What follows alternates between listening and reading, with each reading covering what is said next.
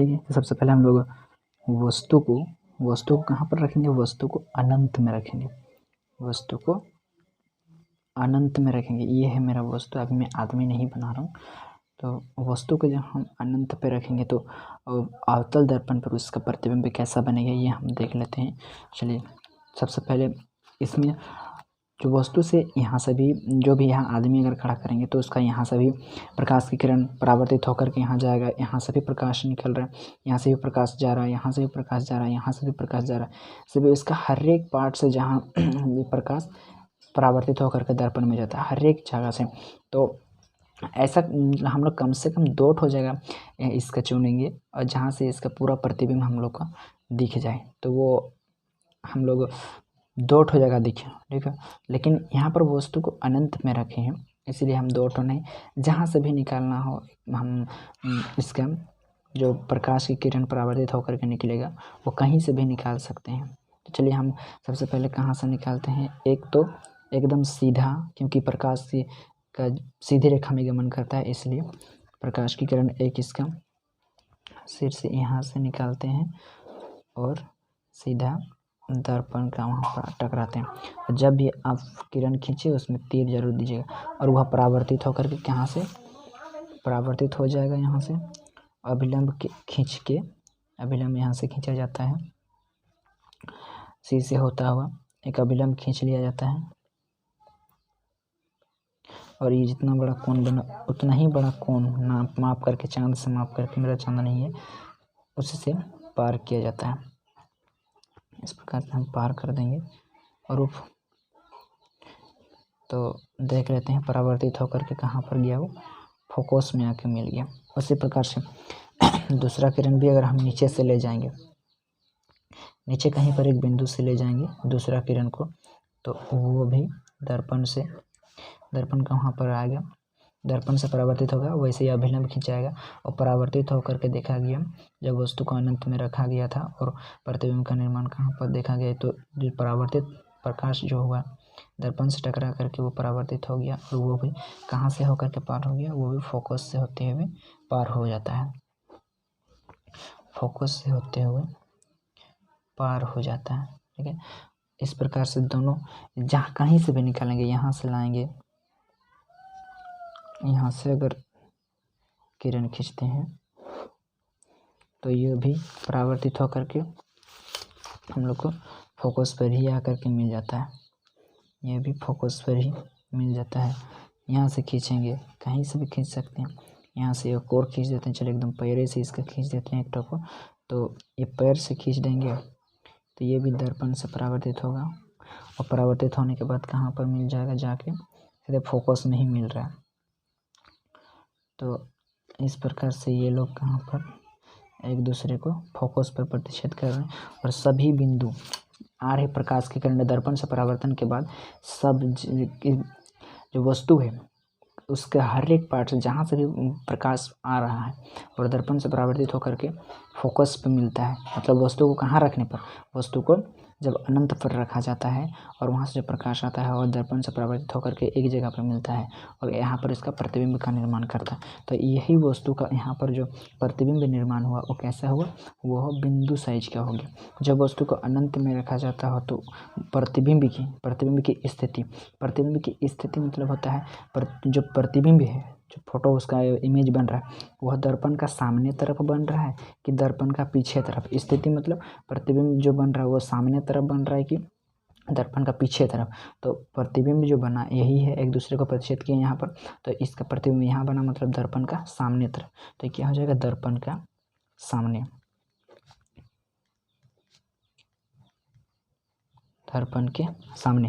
प्रकृति मतलब होगा ये किस प्रकार से, वो आकृति है, आकृति आकार में कैसा है वस्तु का आकार, और प्रतिबिंब का आकार को देखें तो वो प्रतिबिंब का जो आकार है वो एकदम बिंदु साइज का, छोटा बिंदु साइज का उसका प्रतिबिंब बना, बिंदु साइज। अप्रकृति गुण ये वास्तविक हुआ कि आभासी हुआ, तो यहाँ पर जो हम किरण आरेख, एक पूर्ण किरण आरेख के द्वारा दिखाए हैं प्रतिबिंब का निर्माण किए। क्या डॉट डॉट लाइन से हम इस सबको खींचे हैं? नहीं ना, क्योंकि आभासी प्रतिबिंब जहाँ बनता है उसको डॉट डॉट लाइन से खींचा जाता है। तो इसको पूर्ण किरण आरेख के द्वारा हम दिखाए हैं इसीलिए, और प्रतिबिंब का निर्माण किए हैं इसीलिए इसका जो प्रकृति होगा वो क्या होगा? वास्तविक होगा, वास्तविक एवं उल्टा। तो ठीक है, समझ में आ गया। जब हम वस्तु को अनंत पर रखते हैं, कहाँ? अनंत में, अनंत पर रखते हैं तो प्रतिबिंब का निर्माण कहाँ पर हो रहा है? फोकस पे। जब वस्तु को अनंत पर रखा जाता है तो प्रतिबिंब का निर्माण फोकस पर होता है। इसी प्रकार से अब दूसरा कंडीशन ले लेते हैं। दूसरा, जब वस्तु को सी से परे, यहाँ पर क्या है? ये है मेरा फोकस और इसे हम ले लेते हैं सी ले लेते हैं। और वस्तु का हम लोग कहाँ रखेंगे? सी से परे। सी से परे मतलब होता है सी के थोड़ा सा दूर, अनंत नहीं, थोड़ा सा दूर, सी से थोड़ा सा दूर में हम अगर किसी वस्तु को ले लेते हैं, हम वस्तु को ले लेते हैं, चलिए ये में हम वस्तु को ले लिए, ये वस्तु को ले लिए, कहाँ पर? हम सी से परे, सी से कुछ दूरी पर हम वस्तु को ले लिए। तो यहाँ पर प्रतिबिंब का निर्माण कैसे होगा? तो यहाँ से भी यहाँ पर, अब यहाँ पर मेरा बात को नोट कीजिएगा कि इसका हर एक बिंदु से प्रकाश तो पर आ रहा है, अब दर्पण से परावर्तित होगा, यहाँ से भी जा रहा है, यहाँ से भी, लेकिन हम लोग का दो ही किरण अगर हम खींचेंगे ना तो दो किरण से भी प्रतिबिंब निर्माण किया जा सकता है। तो वो दो किरण कहाँ से खींचेंगे? तो कहाँ से खींचने से सुविधा होगा ये पहले दिमाग में रखना होगा। तो देखिए यहाँ पर हम लोग को जब प्रकाश परावर्तित होता है तो वहाँ पर परावर्तन का नियम का पालन करना पड़ता है, इसमें आपतन कोण और परावर्तन को बराबर दिखाना पड़ता है, इसीलिए हमको एक अभिलंब खींचना पड़ता है। यही हम लोग का एक थोड़ा सा क्या बोलेंगे, झंझट टाइप का होता है, जो अभिलंब खींचना पड़ता है, फिर वो वाला कोण उतना ही बड़ा, ये वाला कोण भी खींचना पड़ता है। तो ऐसा कौन सा जगह है जहाँ से अगर हम प्रकाश को परावर्तित करेंगे तो हमको अभिलंब खींचना नहीं पड़ेगा? दिमाग लगाइए। तो ऐसे देखिए, अगर हम इस वस्तु का शीर्ष पहला जो यहाँ से परावर्तित होगा प्रकाश, उसको अगर हम ध्रुव से पार करते हैं, ध्रुव पर लाते हैं, परावर्तित हो सबसे पहला प्रकाश को अगर हम ध्रुव पर लाते हैं,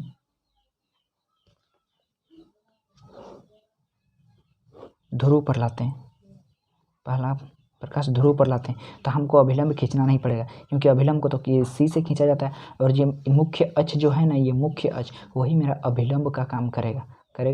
और यहाँ से हमको कोण मिल गया, यहाँ पर अभिलंब खींचना नहीं पड़ा, एक ठो को तो बचे हम लोग कम से कम। और उसके बाद क्या, ये जितना बड़ा है उतना ही बड़ा क्या करेंगे, देख हम लोग ये कोण जितना बड़ा है उतना ही बड़ा कोण इधर भी हम क्या कर देंगे, बना करके परावर्तित कर देंगे। ठीक है, तो इतना बड़ा, जितना बड़ा कोण हो उतना ही बड़ा कोण बनाते हैं, थोड़ा बड़ा छोटा तो होबे करेगा, देखिए है ना। तो आप ये जो फोकस और ये है ना, इसको पेंसिल से बनाइएगा ताकि थोड़ा आगे पीछे किया जा सके। पेन से कर दिएगा तो आगे पीछे नहीं किया जा सकता है, हम पेन से किए हैं। तो चलिए पार करते हैं, यहाँ पर से हम एक किरण परावर्तित हो गया यहाँ पर किरण, तो कोण चलिए बड़ा छोटा थोड़ा होबे करेगा। इस प्रकार से आया सबसे पहला प्रकाश को कहाँ से, ध्रुव से हुए। पहला किरण को कहाँ पर से हम परावर्तित करेंगे, दर्पण पर, ध्रुव, याद रखना, पहला किरण ध्रुव पर, ठीक है, और परावर्तित कर देंगे। दूसरा प्रकाश को कहाँ से होकर के, कहाँ, दर्पण के कौन सा बिंदु पर, तो दूसरा प्रकाश एकदम सीधी रेखा में, उसी के एकदम सीधी माथे पे से होते हुए एकदम सीधा में, एकदम सीधा, दूसरा किरण एकदम सीधा। और यह हम लोग जानते हैं आपतित समांतर किरण क्या, फोकस से होते हुए निकल जाता है। यहाँ पर तो अभिलंब खींचना ही पड़ेगा, क्योंकि आपतन परावर्तन का नियम का पालन तो करना ही पड़ेगा। तो यहाँ पर ये अभिलंब हम खींच दिए, और ये कोण जितना बड़ा होगा उतना ही बड़ा कोण हम लोग बनाने की कोशिश करेंगे यहाँ पर। तो चलिए, से थोड़ा तो छोटा बड़ा होगा ही।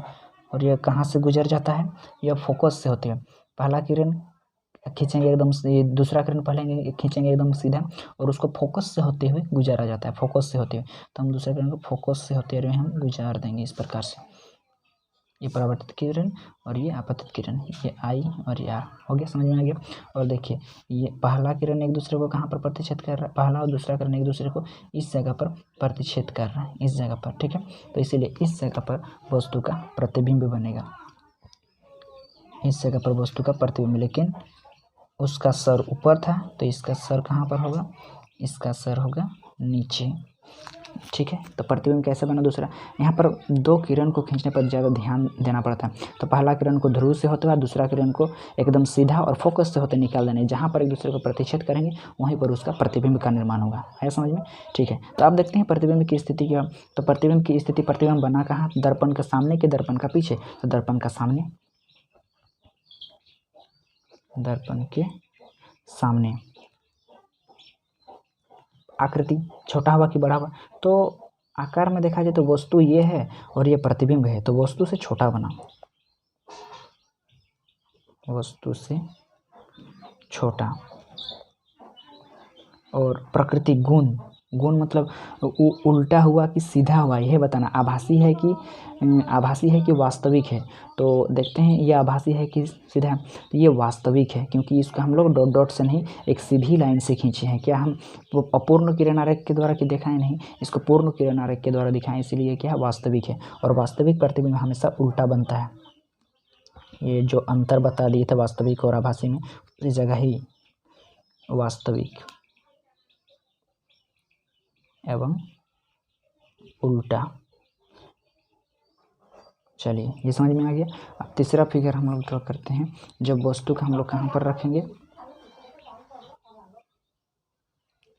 अब हम वस्तु को देखिए कहाँ पर रखेंगे। अब वस्तु को सी मतलब वक्रता केंद्र पर रखा जाए तो प्रतिबिंब की स्थिति प्रकृति। अब वस्तु को हम लोग का सबसे पहले अनंत पे रखे, फिर सी के सामने रखे। अब हम लोग सी पर रखेंगे। ठीक है, पहले अनंत पर रखे फिर सी पर, जगह सबको याद रखेगा, पहले अनंत पर फिर सी से परे, फिर अभी सी पर रखेंगे। तो सी पर रख करके देखते हैं और प्रतिबिंब का निर्माण किस प्रकार से होता है उसको देखते हैं। चलिए, ये सी पर एक वस्तु को हम रख दिए और यहाँ पर से भी उसी प्रकार से करेंगे। प्रतिबिंब का निर्माण करने के लिए सबसे पहला किरण कहाँ से पार करेंगे, पहला किरण ध्रुव से होते हुआ, ये ध्रुव पी, पहला किरण को ध्रुव से होता हुआ पार करेंगे, ये ध्रुव पर, और उसी प्रकार से मिल जाएगा हमको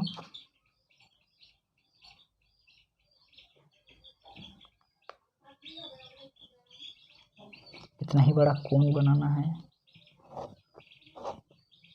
तो कोण खींच के, तो कोण चांद से अगर यहाँ पर नापिएगा ये कितना बड़ा है कितना है वो भी होगा, पर उतना लेट थोड़ा सा, इसलिए अंदाजा लगा करके ये आई है और ये आर है। ठीक है, अभिलंब खींचने की ज़रूरत नहीं पड़ा क्योंकि यही मेरा जो मुख्य अक्ष वही अभिलंब का काम किया। ये परावर्तित किरण हो गया। तो पहले दूसरा किरण को कहाँ से एकदम सीधा ले जाना है और फोकस से होते हुए पार कर देना है। कहाँ से होते हुए, फोकस से होते हुए उसको पार कर देना है। ये फोकस से होते हुए पार कर देना है।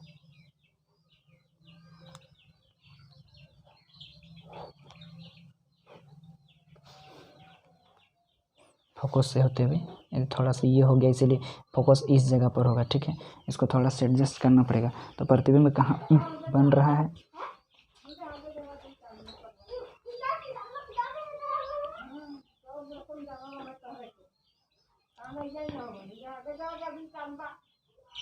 चलिए इस प्रकार से जब हम वस्तु को कहाँ पर रखें, सी पर, वक्रता केंद्र सी पर रखे तो उसका प्रतिबिंब हमको कहाँ पर मिला, सी पर ही मिला। ठीक है, पहला किरण दूसरा किरण किस प्रकार से किसी समझ में आ गया। तो जब हम वस्तु को वक्रता केंद्र सी पर रखें तो उसका प्रतिबिंब की स्थिति क्या हुआ, तो प्रतिबिंब की स्थिति क्या हुआ, प्रतिबिंब की स्थिति दर्पण के सामने ही हुआ, दर्पण के सामने, लेकिन आकार क्या हो, समान, वस्तु के समान, वस्तु के समान। और प्रकृति गुण कैसा हुआ, वास्तविक हुआ कि उल्टा हुआ, तो वास्तविक तो है क्योंकि इसे पूर्ण आरेख के द्वारा खींचा गया है लेकिन उल्टा बना है। ठीक है, चलिए तीसरा फिगर समझ में आ गया। ये चौथा फिगर को देखते हैं। अब वस्तु को सी पर से रख लिए, अब कहाँ रखेंगे, सी और एफ के बीच में रखेंगे। देखते हैं कैसा बनता है। अब वस्तु को हम सी और एफ के बीच में रखते हैं, वस्तु को सी और एफ के बीच में रखेंगे। तो वही करेंगे, सबसे पहला किरण कहाँ से, तो सबसे पहला किरण ध्रुव से होते हुए, क्यों, तो क्योंकि हम एक अभिलंब खींचने में बच रहे हैं,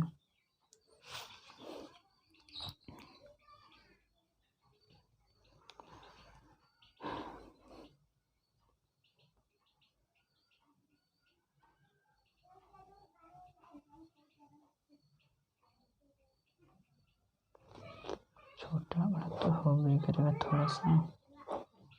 चलिए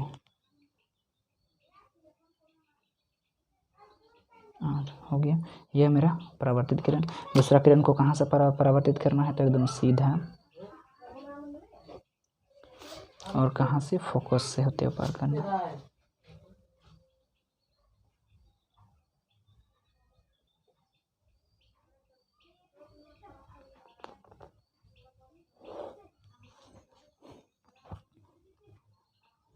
दूसरा को फोकस से होते हुए पार करना है। और यहाँ पर बन गया मेरा इसका प्रतिबिंब।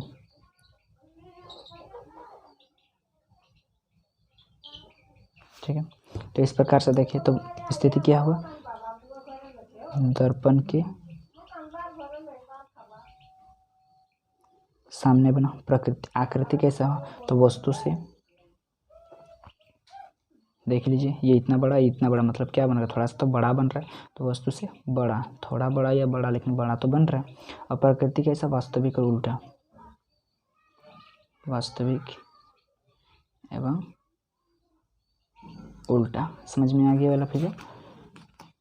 मतलब एनसीईआरटी बुक में जो हम लोग का ये वाला था है, कहाँ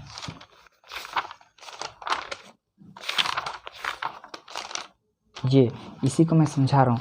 सबसे पहले वस्तु को अनंत पर रखिए, फिर सी से परे, सी से दूर थोड़ा सा सी पर, फिर कहाँ सी और एफ के बीच, ये थोड़ा सा पहले ही दे दिया, लेकिन सी और एफ के बीच तो कहाँ बड़ा बना, विवर्धित बना ना। सी और एफ के बीच कहाँ पर, अभी हम एफ के बीच रखेंगे, एफ पर रखेंगे तो कहाँ पर, अनंत पर, विवर्धित और वास्तविक में उल्टा। ये फिगर को हम लोग एक एक किरण खींच करके ड्रॉ कर रहे हैं। ठीक है, तो हम अब कहाँ पर सी और एफ के बीच में रख लिए, अब दूसरा बार कहाँ रखेंगे, अब वस्तु को एफ पर रखेंगे।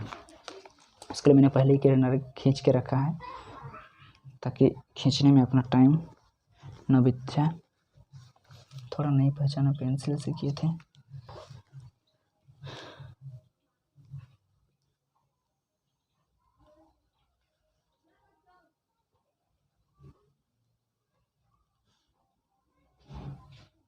ठीक है, ये दर्पण है, ध्रुव है, एफ है और ये सी है।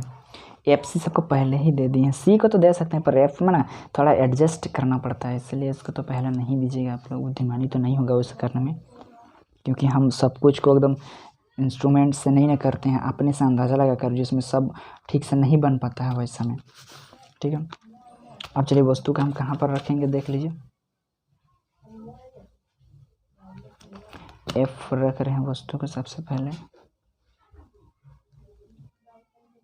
एफ पर। पहला किरण कहाँ से, वही नियम जो बताए हैं, पहला किरण ध्रुव से अभिलंब खींचने में बच जाएंगे। ठीक है, जितना बड़ा इधर कोण बना उतना ही बड़ा कोण से इसको क्या कर देना है, सीधे पार कर देना है जहाँ जाए। थोड़ा बहुत छोटा तो हो भी करेगा। चलिए मेरा कोण देखिए यहाँ पर थोड़ा सा छोटा बड़ा हो गया है, आई आर। ठीक है, आने वाला किरण, जाने वाला किरण, आपतित किरण, परावर्तित। दूसरा किरण को सीधा पार करना है, सीधा सीधा सीधा, और इसको कहाँ से होते हुए, फोकस से होते हुए पार करना है, से होते हुए तो फोकस से होते हुए।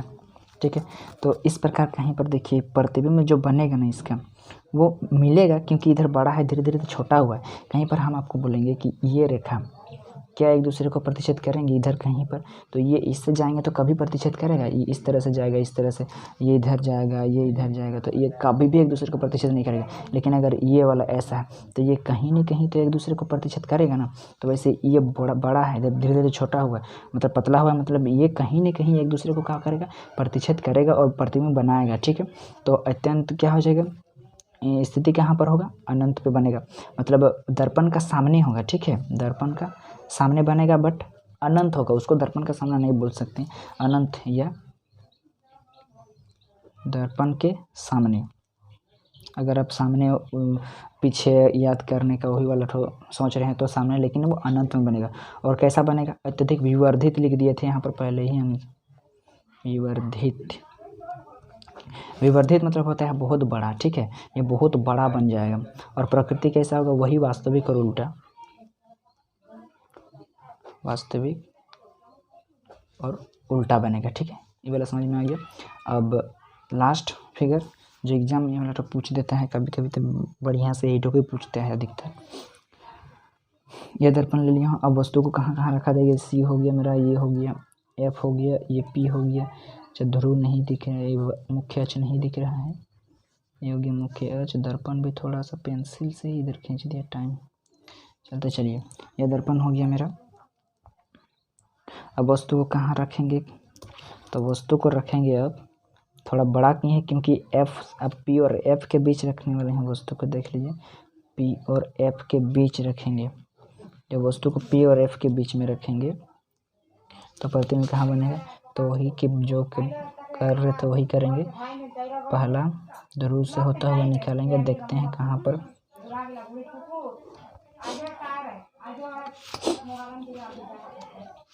अरे उतना ही बड़ा कोण बन के क्या हो जाएगा, निकल जाएगा। सेम कोण तो कहाँ से बनेगा, इस प्रकार से, ठीक है, ये निकल जाएगा इधर। और दूसरा किरण सीधा, दूसरा किरण सीधा इस प्रकार से, और ये कहाँ से, फोकस से, ये कहाँ से गुजरता है, तो ये गुजरता है फोकस से। आप देखिए जो मैंने कहा था, जो मैंने समझा दिया था, अब इस तरह से हो रहा है। देखिए इधर इधर पतला है और इधर ये कभी मिलेगा, और वैसे ही देखिए ये कभी इधर मोटा होते जा रहा था, क्या ये कभी एक दूसरे को मिलेगा, मिलबे नहीं करेगा। इसीलिए इसका वास्तविक और उल्टा प्रतिबिंब नहीं बनता है, इसको काल्पनिक प्रतिबिंब बनाया जाता है। जब वस्तु को कहाँ पी और एफ के बीच में रखा जाता है तो काल्पनिक प्रतिबिंब कैसा, डॉट डॉट लाइन से बनाया जाता है। चलिए इसी पर हम एक डॉट डॉट लाइन, और वो पीछे बनेगा हमेशा। अरे इधर तो मेरा लिखा ही है, उधर कितना दूर चला जाएगा, और ये खींच दिए, और इधर से भी डॉट डॉट लाइन से खींच के ले जाएंगे, और ये एक दूसरे को यहाँ पर प्रतिच्छेद कर रहे हैं, तो यहीं इसका क्या बनेगा, यहीं पर बनेगा इसका प्रतिबिंब, यहीं पर बनेगा इसका प्रतिबिंब, ठीक है। लेकिन अब प्रतिबिंब का साइज कैसे बना, ये है मेरा ऑब्जेक्ट और ये मेरा इमेज, ठीक है, ये मतलब वस्तु और ये प्रतिबिंब। तो स्थिति कैसा हुआ, पी और एफ के बीच जब रखा जाता है प्रतिबिंब की स्थिति कहाँ, दर्पण का पीछे।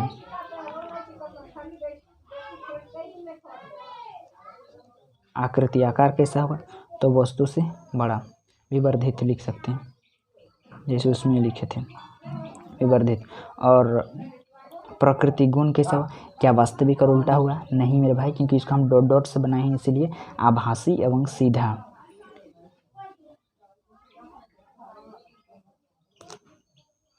आभासी एवं सीधा। चलिए 5-6 तो फिगर होता है इसका, वो मैंने ड्रॉ कर दिया। अब समझ में आ गया होगा, यहाँ पर आपको समझ में कैसे आएगा, लेकिन देखिए एक बात याद रखिएगा कि प्रतिबिंब कहाँ बन रहा है, जब अनंत का बात किया जाएगा ना, अनंत पर, अनंत और फोकस, ये दो ठो बात याद रखिए। अनंत का जब आप फोकस से दीजिएगा, मतलब अनंत पर अगर वस्तु को रखा जाए, वस्तु अगर अनंत में हो तो प्रतिबिंब बनेगा फोकस पर, ठीक है। अनंत को बोलते हैं हम लोग आई इन्फिनिटी, और वो फोकस को तो एफ बोलते हैं, ठीक है। अगर वस्तु को, वस्तु देख लीजिए, मैं ट्रिक जैसे बता दे रहा हूँ आप लोग को, तो अगर हम वस्तु को आई पर रखेंगे तो प्रतिबिंब बनेगा एफ पर, निश्चिंत है। अगर वस्तु का हम लोग आई और एफ पर रखेंगे, वस्तु को आई और एफ पर रखेंगे तो प्रतिबिंब क्या बनेगा, आई का जवाब एफ से। अगर आई और एफ, ऐसे तो नहीं होता है, सी और एफ ना, सी और एफ होता है। अगर हम वस्तु को सी और आई, मतलब देखिए ये सी है और ये अनंत, सी और आई के बीच में रखेंगे, अनंत और वक्रता केंद्र के परे, सी से परे जिसको बोलते हैं, सी और आई के बीच में रखेंगे तो सी, आई का जवाब एफ से, तो आई का जवाब हो गया एफ से, और सी का तो सी ही होगा।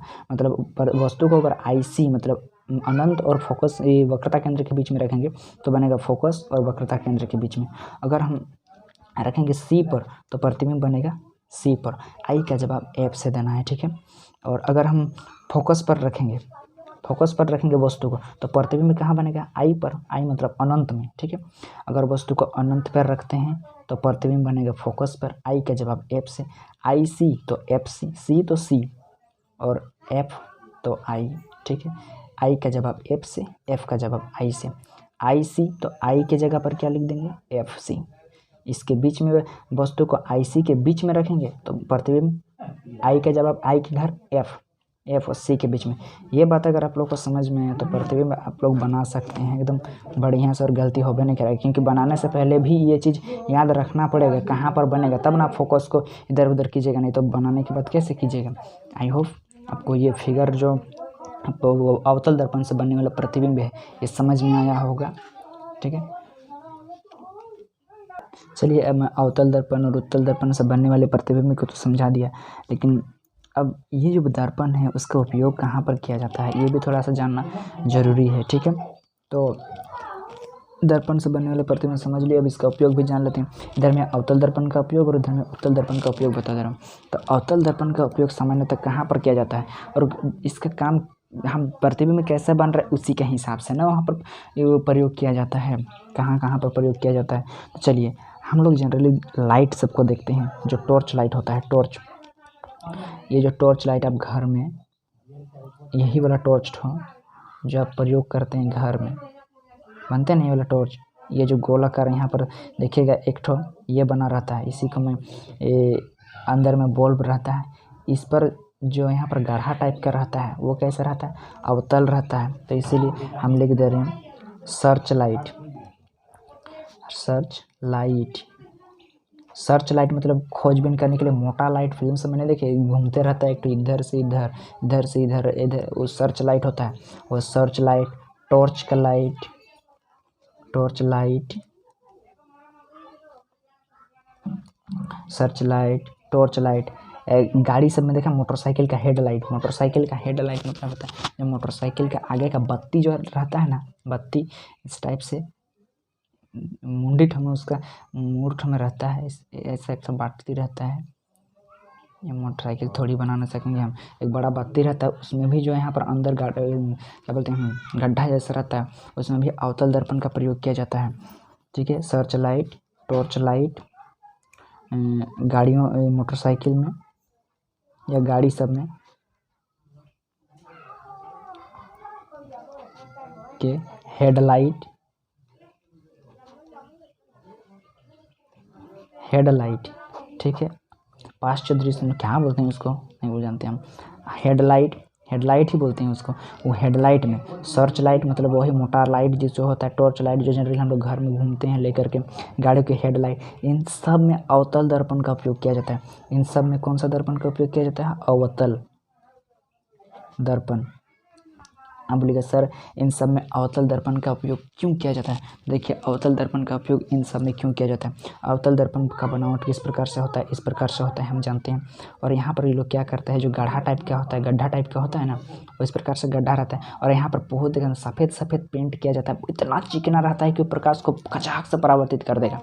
और बल्ब को यहाँ पर लगा दिया जाता है, यहाँ पर बल्ब लगा दिया जाता है, लगा दिया जाता है कि नहीं लगा दिया जाता है, बल्ब को यहाँ पर लगा दिया जाता है, ये फिलामेंट हम लगा दिए, ये बल्ब लगा दिया जाता है। और जब बल्ब जलता है ना तो ये बल्ब में इधर से सब तरफ से प्रकाश फैलता है, सब तरफ प्रकाश फैलता है कि नहीं फैलता है, फैलता है। तो वो प्रकाश कहाँ से, देखिए वो यहाँ से यहाँ फैल के यहाँ भी जाएगा, तो किसके यहाँ से भी प्रकाश, यहाँ से देखो यहाँ से निकल के गया और इधर से जब यहाँ से चल गया इधर, तो यहाँ से परावर्तित होकर के सीधा निकलेगा कि नहीं, वो निकल जाएगा। जिस प्रकार समांतर किरण आता है तो समांतर किरण इधर जाएगा भी ना, इधर से निकला तो इधर से जाएगा। फिर उसी प्रकार से यहाँ से इस जगह भी टकराता है, सभी जगह टकराता है। मैं ये सब में खींच देता हूँ तो ये यहाँ से भी निकल जाएगा यहाँ, फिर यहाँ से और भी जगह पर टकराता है। इस प्रकार से दर्पण छोटा किया हूँ इसलिए हम थोड़ा, लेकिन समांतर खींचना, आप लोग लाइन में खींचेगा दर्पण बड़ा होगा हमें से। देखिए यहाँ से निकलेगा, फिर यहाँ परावर्तित होगा और इधर चला जाएगा, यहाँ से निकलेगा और फिर यहाँ पर से परावर्तित होगा, वक्रित रहता है इसीलिए, और यहाँ निकल जाएगा। इसी प्रकार से इधर से भी हो जाएगा, यहाँ जाएगा, यहाँ से होते हुए निकल जाएगा, फिर यहाँ से भी होते हुए निकल जाएगा, और भी यहाँ पर सभी जगह पर से लाइट आएगा तो सब जगह से निकलेगा ना। इस प्रकार से निकलेगा इधर से, फिर यहाँ पर परावर्तित होकर इधर जाएगा। तो इस प्रकार से क्या हो रहा है, एक समांतर किरण पुंज सीधे जा रहा है, सीधा, क्योंकि यह प्रकाश को अपसरित भी करता है, मतलब विसरित करता है, लेकिन यहीं से अगर निकाल देंगे, जहाँ अपसरित होता है वहीं से अगर निकाल देंगे तो इधर से परावर्तित होगा, ऐसे ऐसे सीधा जा रहा है कि नहीं जा रहा है। तो इस गुण के कारण जो होता है search light, torch light, headlight, इन सब में कौन सा दर्पण का उपयोग किया जाता है, अवतल दर्पण का उपयोग किया जाता है। समझ में आया क्यों किया जाता है, क्योंकि यहीं से अगर निकालेंगे प्रकाश किरण को, वो तो समांतर किरण पुंज में एक रास्ता की तरह लाइट फेंकता है, तो इसलिए सर्च लाइट, हेडलाइट या जो भी लाइट है सब में अवतल दर्पण का उपयोग किया जाता है। ठीक है, और अवतल दर्पण का उपयोग कहाँ किया जाता है बताइए। दूसरा, अवतल दर्पण का उपयोग सौर भट्टी में किया जाता है। दूसरा, सौर भट्टी में, सौर भट्टी या सौर कुकर की क्या बोलते हैं, सौर भट्टी में। बोलेंगे सर सौर भट्टी मतलब क्या होता है। सौर भट्टी में क्या होता है, कोई भी जैसे कि भट्टी में बहुत सारा ऊष्मा का ज़रूरत पड़ता है, क्योंकि किसी को गलाना होता है, लोहा गलाना है, लोहा फैक्ट्री में लोहा जो भट्टी होता है उसमें लोहा को गलाना पड़ता है। हर एक भट्टी में ऊष्मा का बहुत ज़्यादा काम रहता है। ठीक है, इसलिए तो कोयला गाड़ी सब कोयला सब ले जाता है, कहाँ ले जाता है, सब फैक्ट्री सब में ले जाता है। तो भट्टी, सौर भट्टी में कैसे किया जाता है ये सब, वहाँ पर भी ऊष्मा का काम, ऊष्मा जो बहुत ज़्यादा ज़रूरत पड़ता है उसको किस प्रकार से पूर्ति किया जाता है। देखिए वहाँ भी अवतल दर्पण का उपयोग किया जाता है। जैसे कि कोई भी अवतल दर्पण को सामने में रख दिया जाता है। ठीक है, यह अवतल दर्पण को सामने में रख दिया जाता है, और हमको पता है क्या, ध्रुव यहाँ पर खींच लेते हैं सबसे पहले। यह है मेरा मुख्य अक्ष, और इसके समांतर जितने भी प्रकाश आते हैं, ठीक है, इसके समांतर जितने भी प्रकाश आते हैं, ये हो गया इसका फोकस, और ये हो गया इसका वक्रता केंद्र। जितने भी प्रकाश आते हैं वो कहाँ से गुजर जाता है, हम लोग जानते हैं अनंत से जो प्रकाश आता है, सूर्य से प्रकाश आ रहा मतलब अनंत से ही नहीं आ रहा, और वो सब कहाँ पर से पार हो जाएगा, फोकस से होते हुए पार हो जाएगा। और भी खींचेंगे इधर से हम, और ढेर सारा खींचेंगे, और इन सब को सभी चीज़ कहाँ से पार हो जाएगा, ये सब कोई फोकस से पार हो जा रहा है। देखिए इधर से जहाँ से भी लाएंगे समांतर, वो सब कहाँ से पार हो जाएगा, वो सब फोकस से होता हुआ पार हो जाएगा। इस प्रकार से नीचे इस तरफ से भी लाएंगे, नीचे तरफ से भी कुछ को खींच देते हैं, ये सब कहाँ पर जा रहा है, सब फोकस पे जा रहा है, फोकस पे। ये सब कहाँ जा रहा है, सब जा रहा है फोकस में।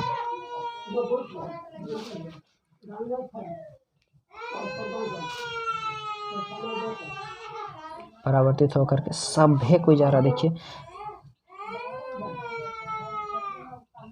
फोकस पर, और इतना सारा किरण आएगा, यहाँ से परावर्तित होगा, यहाँ भी फोकस, यहाँ से जाएगा, यहाँ से भी फोकस, यहाँ से जाएगा, यहाँ से भी फोकस, यहाँ से जाएगा, यहाँ से भी फोकस, यहाँ से जाएगा, यहाँ से भी फोकस, यहाँ से भी जाएगा, यहाँ से फोकस, यहाँ से जाएगा, यहाँ से भी फोकस में। तो इतना सारा किरण पुंज कहाँ पर जाएगा, एक के जगह पर बिंदु, एक के बिंदु पर जाएगा। आप एक काम कीजिए, आप 50-60 लाइट को खोजिए, मतलब ये दर्पण को खोजिए। आप, मैं अवतल ही नहीं बोल रहा, आप समतल को खोज लीजिए, और क्या कीजिए, ऐसा लाइट सूर्य के ऐसे ऐसे करने से आँख सब में नहीं, बच्चा लोग खेलते हैं, हम लोग भी खेलते थे बचपन में, आँख से में परेशान करने के लिए देता है। तो वो वाला लाइट को आप 50, 60, 70, 80 तो दर्पण खोजिए, और एक के जगह पर खींच दीजिए, एक के जगह पर, ये वाला टॉर्च से भी, वो मतलब ये वाला दर्पण से भी, वो वाला दर्पण से भी, वो वाला दर्पण सभी जगह, और देखिए तुम आपका हाथ में कैसा महसूस होगा, वो बहुत गर्म। तो अवतल जब बर्तन बहुत बड़ा बड़ा दर्पण को लिया जाता है, और इस प्रकार से आर्य समांतर किरणों को एक जगह पर क्या जमा किया जाता है, तो यहाँ पर बहुत ज़्यादा मात्रा में ऊष्मा उत्पन्न हो जाता है। और जब आप यहाँ पर हंडी को एक जगह हम रख देंगे, यहाँ पर अगर हम हंडी को रख देंगे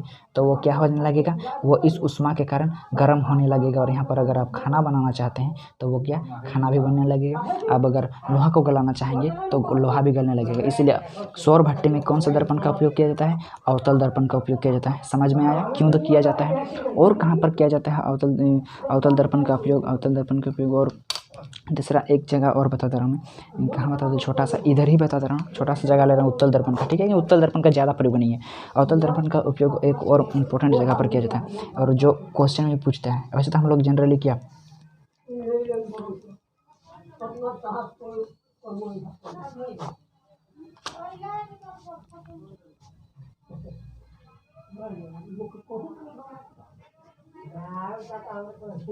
चलिए अवतल दर्पण में हम लोग ना एक जगह और इसका उपयोग करते हैं अवतल दर्पण का, कहाँ पर, तो हजामत करने के लिए। हजामत मतलब दाढ़ी उड़ी, जैसे कि आपको दाढ़ी उड़ी बनाना होता है तो हम लोग जनरली कौन सा दर्पण का उपयोग करते हैं, समतल दर्पण का प्रयोग करते हैं, जो घर में रहते हैं हम लोग का वही दर्पण का। लेकिन हम लोग समतल हजामत काम करने के लिए, मतलब दाढ़ी उड़ी सबको बनाने के लिए हम लोग अवतल दर्पण का भी उपयोग कर सकते हैं। क्यों कर सकते हैं, क्योंकि अवतल दर्पण का एक ऐसा जगह होता है जहाँ पर आभासी बनता है, आभासी और सीधा प्रतिबिंब बनता है। तो कौन सा जगह में बनता है, आभासी एवं सीधा प्रतिबिंब। तो देख लीजिए, अगर हम वस्तु को फोकस और ध्रुव के बीच में रखते हैं तो मेरे को सीधा प्रतिबिंब मिलता है। तो सीधा प्रतिबिंब मिलता है हमको का उल्टा प्रतिबिंब, जब हम दाढ़ी बनाएंगे तो मेरा चेहरा तो उल्टा तरफ दिखेगा और हम छीलेंगे, ऐसा तो नहीं होता है। तो हजामत करने के लिए हम अवतल दर्पण का उपयोग कर सकते हैं। देखिए कैसे, ये हो गया वस्तु, इसी जगह ही बता दे रहा हूँ। तो अगर हम मेरा चेहरा को, अपना चेहरा को फोकस और ध्रुव के बीच में रखेंगे तो मेरा चेहरा जो दर्पण में बनेगा ना वो सीधा बनेगा। और क्या मेरा जितना बड़ा चेहरा है उतना ही बड़ा बनेगा? नहीं, मेरा चेहरा जितना बड़ा है उससे बहुत बड़ा बनेगा, ताकि मेरा छोटा छोटा जो दाढ़ी का बाल सब है, दाढ़ी सब बाल सब रहता है वो सब क्या वहाँ पर बड़ा बड़ा दिखाई देगा। और आपको जो छीलने ब्लेड से या फिर जो भी करते हैं आप लोग गाँव तरफ से ऐसे इसी से दे देते हैं ब्लेड से, तो वो क्या बड़ा बड़ा दिखाई देगा। तब तो हम लोग हजामत की सुविधा होगा, बढ़िया से हम लोग हजामत कर सकते हैं। एक छोटा छोटा बाल सबको बढ़िया से उसमें छीला जा सकता है। तो इस प्रकार से जब हम क्या करेंगे, फोकस और ध्रुव के बीच में हम अपना चेहरा को रखेंगे ना, हम अपना चेहरा को कहाँ पर रखेंगे, फोकस। चलिए हम एक बना दे रहे हैं, आदमी ये बना दे रहे हैं, और इसका क्या है, दाढ़ी सब है, छोटा छोटा दिखेगा। तो यहाँ पर फोकस और ध्रुव के बीच में, तो यहाँ पर इसका प्रतिबिंब जो बनेगा क्या बनेगा, बड़ा बनेगा, बड़ा बनेगा इसका प्रतिबिंब। और दाढ़ी सब भी कैसा दिखने लगेगा, बड़ा दिखेगा। तो और हम क्या सुविधापूर्वक हम अपना दाढ़ी सबको छील सकते हैं, एकदम छोटा दाढ़ी सब भी नहीं बचेगा। तो यहाँ पर बोलेगा हजामत करने के लिए कौन सा दर्पण का उपयोग किया जाता है, तो हजामत के लिए समतल या अवतल, समतल का भी प्रयोग कर सकते हैं और अवतल का भी प्रयोग कर सकते हैं। उपयोग समझ में आ गया होगा, ठीक है। चलिए अब हम उत्तल दर्पण के बारे में बात कर लेते हैं थोड़ा सा। उत्तल दर्पण का प्रयोग ज़्यादा है ही नहीं। इसका प्रयोग आप देखे हैं गाड़ी सब में, आप मोटरसाइकिल सब में देखे हैं, मिरर देखे हैं कि नहीं देखे हैं, इस प्रकार से बना हुआ रहता है। मिरर देखे होंगे, देखे हैं कि नहीं, इस प्रकार से दर्पण बना हुआ रहता है।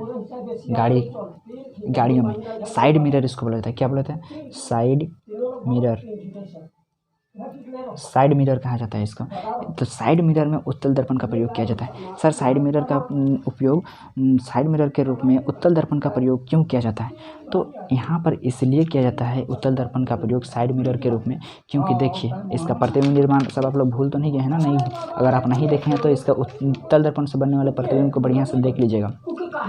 सबसे पहला बात कि उत्तल दर्पण का जो दृष्टि क्षेत्र होता है, मतलब आप उत्तल दर्पण में जो पीछे, जैसे कि हम लोग गाड़ी आ रहा है इधर से, ठीक है, और उसको देखना चाहेंगे ना तो वो वक्रित होता है, उत्तल दर्पण वक्रित होता है, टेढ़ा होता है, जिसके कारण उसका दृष्टि क्षेत्र मतलब 50, 60, 70 अगर लाइन में गाड़ी आ रहा है ना तो उसको भी हम इतना छोटा, और पहली बात तो वो छोटा प्रतिबिंब बनाता है, देख लीजिए वस्तु से छोटा और सीधा बनाता है, सुविधा हो गया, सीधा बनाता है। और क्या करता है, इसका दृष्टि क्षेत्र बड़ा होता है, क्योंकि वक्रित होने के कारण वो बहुत बार रोड में 50 गाड़ी आ रहा है तो 50 गाड़ी को देख सकते हैं एक दर्पण में। इसलिए समतल दर्पण का प्रयोग करेंगे हम, क्या होगा, तो समतल दर्पण में जितना बड़ा वस्तु है उतना ही बड़ा प्रतिबिंब भी बनाता है। तो अगर मेरा एक ट्रक आ गया आगे में, और तो वो ट्रक ही दिखेगा, हमको लग रहा है ट्रक भी पूरा नहीं दिखेगा और बाकी दूसरा गाड़ी सब भी हमको नहीं दिखेगा, इसलिए समतल दर्पण का प्रयोग नहीं कर सकते। तो क्या अवतल दर्पण का प्रयोग करेंगे। अवतल दर्पण तो उल्टा प्रतिबिंब बनाएगा, उल्टा देखने के लिए ऊपर उसका प्रयोग कीजिएगा।